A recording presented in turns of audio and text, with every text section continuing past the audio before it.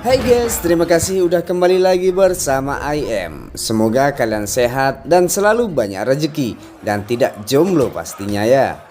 Pada video kali ini saya akan membahas alur cerita film Undisputed 2: The Last Man Standing yang dirilis pada tahun 2006 yang diperankan oleh Yuri Boyka.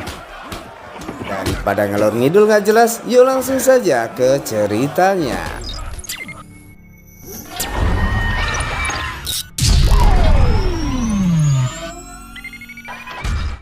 Film diperlihatkan seorang mantan juara tinju yang sekarang sedang bangkrut karena kasusnya di masa lalu. Dia sedang diarahkan untuk mengikuti produsernya agar mereka dibayar.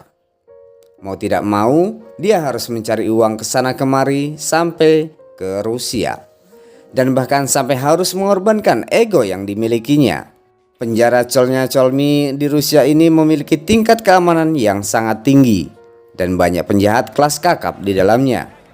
Di sana sedang ada pertandingan MMA antar napi yang dikelola oleh bandar judi bernama Gaga.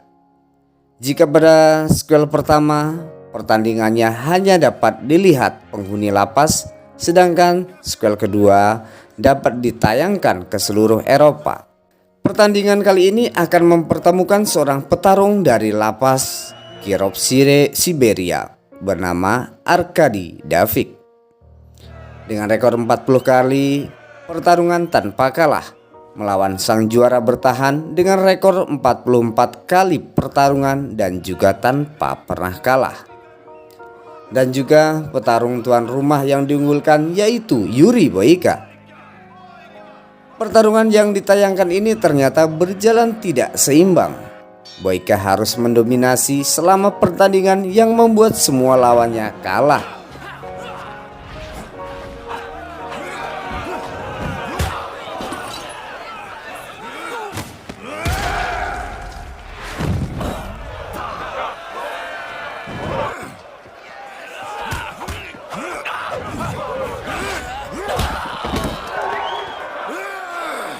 Seusai pertandingan, Gaga rugi besar karena banyak yang bertaruh untuk Boyka.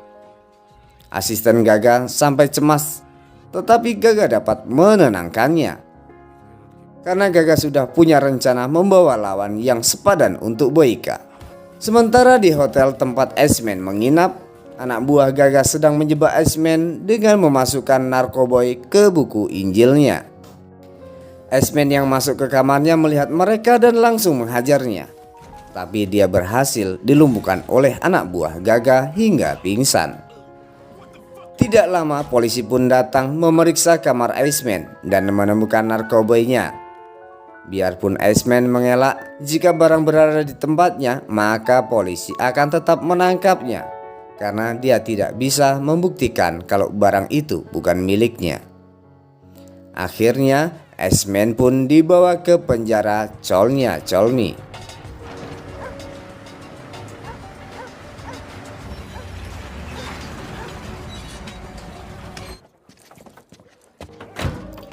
Seorang asisten Boyka bernama Kirill memberitahu Boyka kalau Iceman sudah datang. Iceman pun dibawa ke kepala lapas yang bernama Markov. Markov pun memberitahu kalau di lapasnya juga memiliki seorang juara. Sebelum dibawa ke sel, Iceman disuruh mandi dengan air dingin. Tetapi dia tidak mau dan meminta air hangat. Hal itu membuat para sipir marah dan menghajar Iceman. Tetapi malah mereka yang jadi sasaran mantan juara tinju tersebut. Salah satu sipir meminta bala bantuan. Dan akhirnya bala bantuan itu pun datang. Dengan terpaksa Iceman pun mandi dengan air dingin. Setelah itu dia dibawa ke selnya dan bertemu dengan Steve, seorang pecandu narkoba yang akan menjadi teman satu selnya. Di pagi hari, Steve membangunkan Iceman dan memberitahunya dia harus keluar dari sel. Karena kalau tidak keluar, para sipir akan menguncinya lagi dan akan terkurung seharian tanpa jatah makan. Di sini Steve makan bersama Iceman di sebuah kantin. Lalu Boyka dan gengnya datang.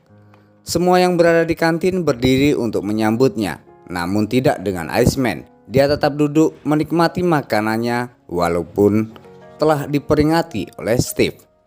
Boyka menyuruh salah satu anak buahnya untuk memberitahu peraturannya.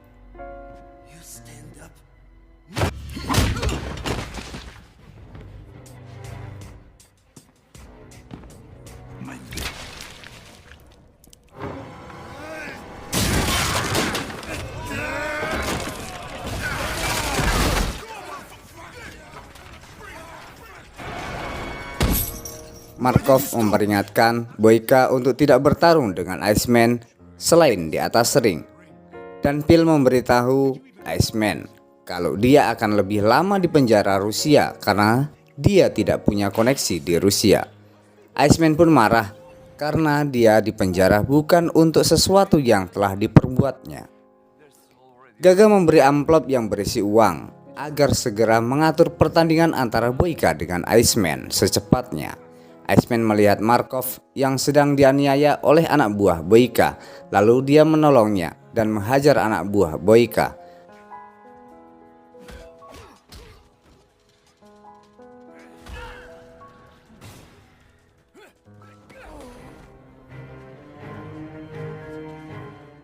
Boyka yang tidak terima melihat anak buahnya babak belur menantang Iceman bertarung di atas ring, namun Iceman menantangnya saat itu juga.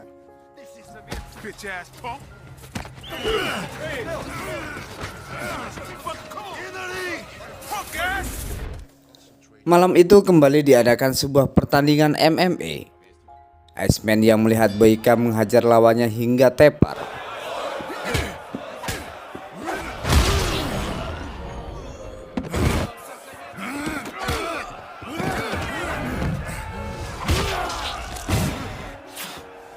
Seusai pertandingan, dengan gayanya Boyka menantang Iceman.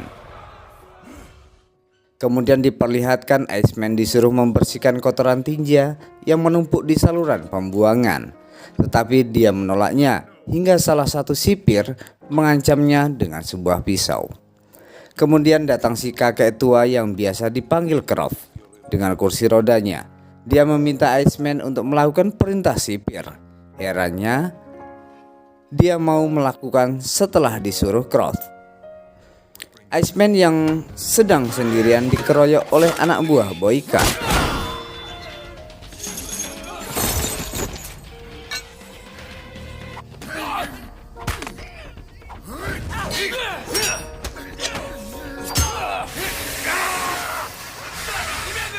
Akibatnya, Iceman dijebloskan ke sel di bawah got yang banyak dihuni tikus. Dia yang sudah mulai kedinginan dan demam dijenguk oleh Croft dan memberinya obat dan sebuah makanan. Akhirnya Markov mengeluarkan Iceman dan membawa ke perjamuan makan malam.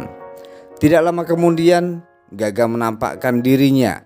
Iceman langsung mengenalinya kalau dia adalah bos mafia yang telah menjebaknya.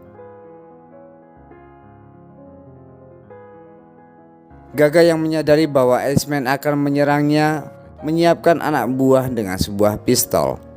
Gaga menjelaskan kalau sesuatu yang terjadi saat ini adalah sebuah situasi bisnis dan dia bisa dengan mudah untuk melepaskannya, yaitu dengan syarat dia mau bertarung melawan Boyka di atas ring. Tapi Iceman bilang kalau dia sebentar lagi akan bebas. Dan tiba-tiba Phil muncul dan bilang agar menerima tawaran Gaga karena dia juga akan mendapat banyak uang. Iceman yang sangat marah mendengarnya hingga todongan pistol yang dapat menenangkannya. Akhirnya Iceman mau bertarung dengan Boyka dan meminta Steve untuk menjadi corner man-nya. Dia pun harus berbagi tempat berlatih dengan Boyka. Iceman dan Boyka harus saling berganti menggunakan tempat latihan.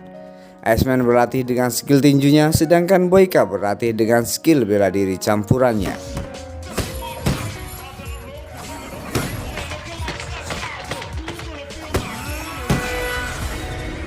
Mereka menyuruh Steve mencampur obat bius pada minuman saat pertandingan.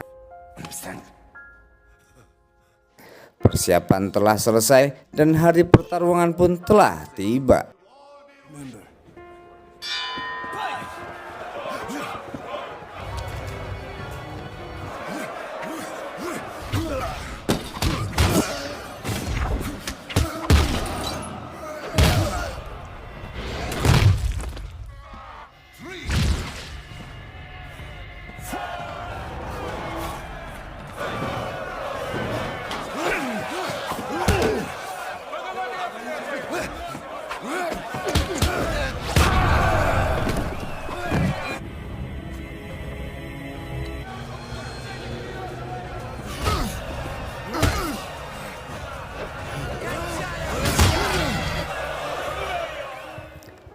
Akhirnya Iceman telah siuman dengan muka yang babak belur.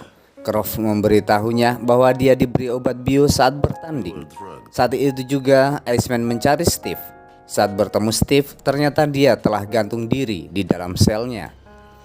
Iceman yang sangat marah kemudian mendatangi Boyka. Dia mengejek Boyka seperti banci karena telah menyuruh anak buahnya memberikan obat bius saat pertandingan. Tetapi Boyka yang tidak tahu membela diri. Lalu Markov dan jajarannya datang untuk melarainya. Iceman memukul Markov karena dia ingkar janji dan tidak membebaskannya.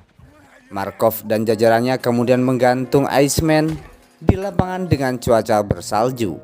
Boyka mengumpulkan anak buahnya dan marah-marah karena dia telah menyabotase pertandingannya. Akhirnya dia membunuh kedua anak buahnya itu. Phil yang gila uang mengambil jatah dari Gaga. Bahkan dia meminta lebih agar Iceman lebih lama di penjara. Karena keserakahannya itu dia dibunuh oleh Gaga lewat asistennya. Iceman yang telah seharian diikat di tengah salju hampir tak sadarkan diri. Lalu para napi membantunya dengan memberikan pakaian hangat, minuman, dan sedikit makanan. Gaga datang ke lapas marah dengan Markov karena telah menyiksa Iceman. Gaga mendatangi Iceman tentang pertarungan ulang antara dia dengan Boyka. Dia berjanji akan melakukan pertarungan yang adil. Jika kali ini Iceman menang, maka dia benar-benar akan dibebaskan plus dapat uang. Iceman pun menyetujuinya. Sebelum Gaga pergi, dia meminta membelikan jaket untuk para napi. Para napi pun mendapatkan balasan kebaikan atas Iceman. Di sini Iceman mulai latihan bertarung dengan gaya MMA.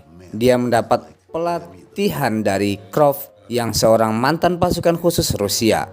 Dia diajari teknik kuncian dan cara mematahkan kaki lawan. Di sisi lain Boyka juga latihan dibantu para bawahannya.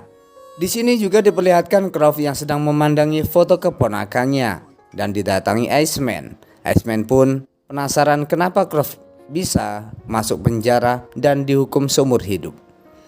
Lalu Croft mengatakan kalau dulu adiknya pernah melakukan perampokan di sekitar rumahnya. Karena kasihan dengan adiknya, dia memiliki istri yang lagi hamil, maka Croft menggantikannya untuk dihukum.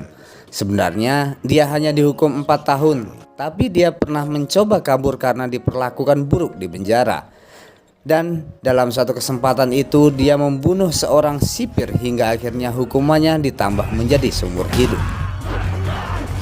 Iceman dan Boyka selalu melakukan latihan setiap hari, baik teknik, kekuatan maupun stamina. Akhirnya pertarungan ulang pun tiba. Seperti biasa para bandar judi mempertaruhkan uangnya dengan jagoannya masing-masing. Iceman naik ring ditemani Croft sedangkan Boyka ditemani Kirill. Kali ini suara penonton terbelah menjadi dua, Boyka dan Iceman. Gaga dan jajarannya pun telah duduk manis di kursi penonton dan pertandingan pun segera dimulai.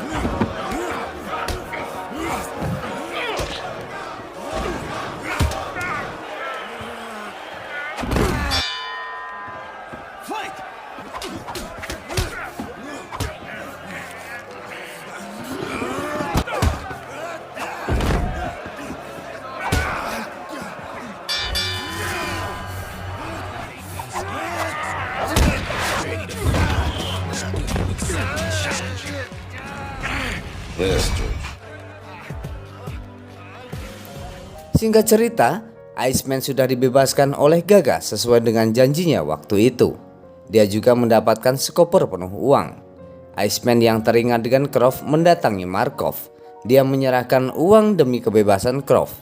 Akhirnya, Iceman dan Croft bebas dari penjara, dan Croft bertemu keponakannya yang telah beranjak remaja.